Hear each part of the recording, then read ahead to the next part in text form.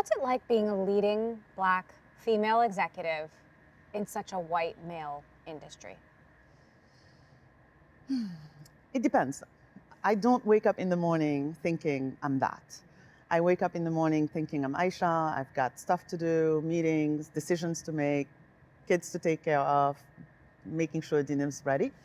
Obviously, in the moment, sometimes I think about it because you look around, but I try and turn it into an opportunity because, and that's just how I have one-on-ones with myself, and how you think about it and how you show up is important. So I try and tell myself that means that I'm bringing a perspective that nobody else has. And that's additive. And then I try and also figure out a way to have what I call an inclusive environment where I see people's point of view and they see mine.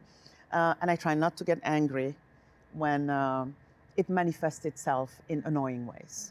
What are the obstacles that you've overcome to get here?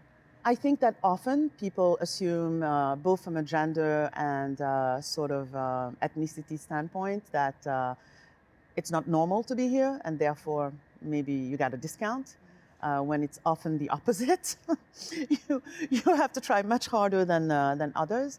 I've had to work on sort of how I receive information or how I deal with behaviors that are not acceptable, and sort of learn when you take the high road. I've had to find my voice and not be afraid of it and use it. Are you pleased with the change you've seen, or has it not changed fast enough? I can't be pleased. I mean, I'm pleased that there is change, but absolutely not. We have to do a lot more as an industry. Why isn't it changing faster? Why don't we see more people like you in positions of power? Well, I think that's a complicated answer.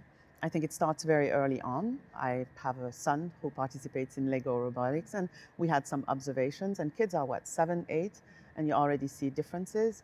I think also from a social standpoint, around middle school, when there's a transition for girls, maybe having a support system to stay in math, demystifying it, teaching it differently. And then as people come up the ranks, making sure, especially for women, making sure that we have a support system around them so they can traverse through some of the phases, like, for example, marriage and childbirth and so on. You're building a ride-hailing service, not a car. Why is it important to have a woman in the room? People of different races in the room. I'll give you a story. We were discussing pick-up and drop-off, and I'm the only woman in the room. Yes, I'm always in jeans and what have you, but occasionally I dress up and have high heels on. We're wearing high heels today. Yep, I made a comment when you arrived, right?